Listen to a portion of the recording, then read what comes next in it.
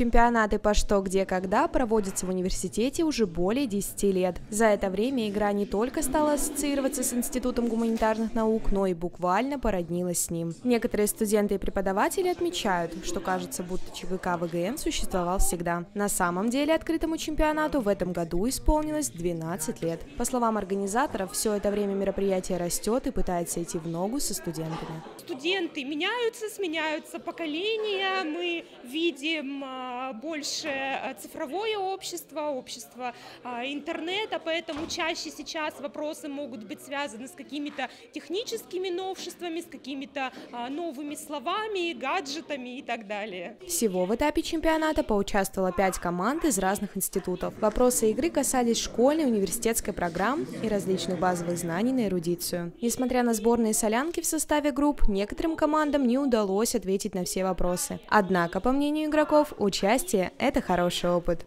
Приятное воспоминание, наверное, просто было смешно. С того, что мы не очень хорошо отвечали.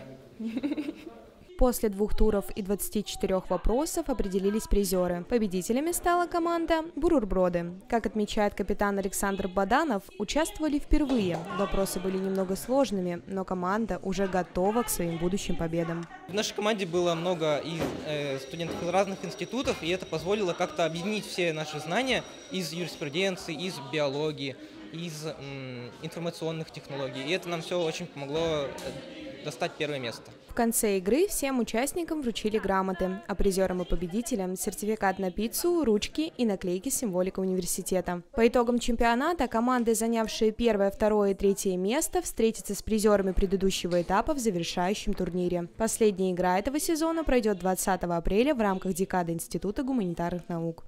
Ангелина Макарова, Полина Холодова, учебное телевидение СГУ.